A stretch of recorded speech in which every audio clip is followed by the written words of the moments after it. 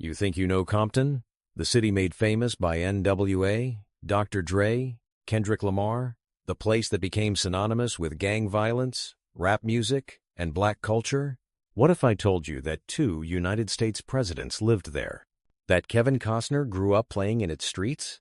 That until 1965, Compton was almost exclusively white and wealthy? This is the story they never told you. This is the real history of Compton, California. In 1940, Compton High School's yearbook tells a story that shocks most people today. Every single face, white.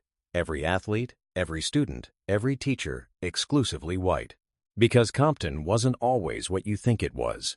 From the 1,920 seconds through the 1,950 seconds, Compton was a thriving, middle-class, white suburb. It had tree-lined streets, brand-new homes, excellent schools, and something else: racially restrictive covenants. Legal documents that explicitly stated no black families allowed, no Mexican families, no Japanese families, whites only.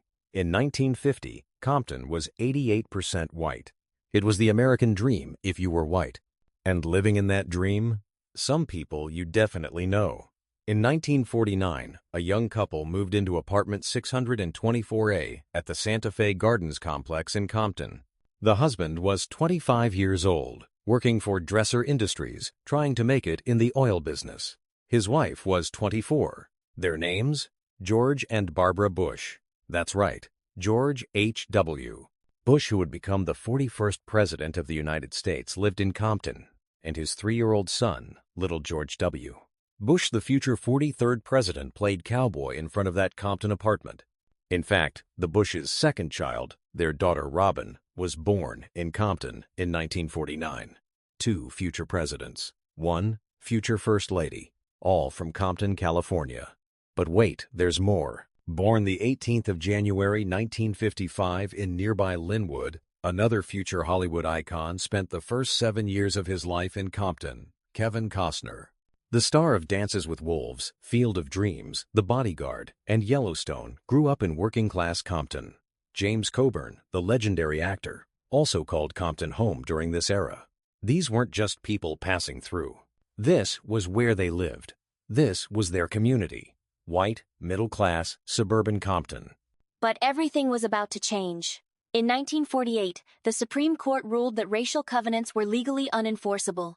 Black families, locked out of home ownership across America, saw an opportunity. By the early 1950 seconds, black middle-class families began moving to Compton. They were teachers, postal workers, skilled laborers' families pursuing the same American dream. And white Compton panicked. Real estate agents began blockbusting. They tell white homeowners, black families are moving in. Your property values are about to crash. Sell now. Terrified white families sold, often at a loss. Then those agents sold those same homes to black families at inflated prices. It was a scam that destroyed both communities. Then came the 11th of August 1965. The Watts Uprising. What started as a traffic stop exploded into 6 days of rebellion. And white Compton decided, we're leaving. From 1965 to 1970, just 5 years, Compton transformed from 40% black to 70% black. But they didn't just leave, they took everything with them. The tax base disappeared. Businesses closed, schools lost funding. Investment dried up. By 1970, Compton was majority black and rapidly becoming poor. So here's the mind-blowing truth. The Compton that George H.W. Bush, George W. Bush, and Kevin Costner grew up in was a white suburb. Tree-lined streets, new homes, excellent schools. The Compton that N.W.A. rapped about became that way because white America abandoned it. Same streets, same homes, same city. Completely different reality.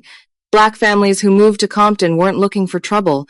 They were middle-class families who just wanted to own a home, send their kids to good schools, live the American dream. But America decided that once black families arrived, the dream was over. And out of that struggle came something extraordinary. Compton became the birthplace of West Coast hip-hop. Dr. Dre, Ice Cube, Kendrick Lamar, and countless others used their music to tell the truth about what happened to their city. So the next time someone talks about Compton like it was always dangerous, always poor, remember this. 2 United States presidents lived there when it was white and prosperous. Kevin Costner grew up there and became a Hollywood icon. And when black families arrived seeking the same opportunities, America pulled the rug out from under them. Compton didn't fail. Compton was failed. That's the story they don't want you to know. Bet you didn't know that.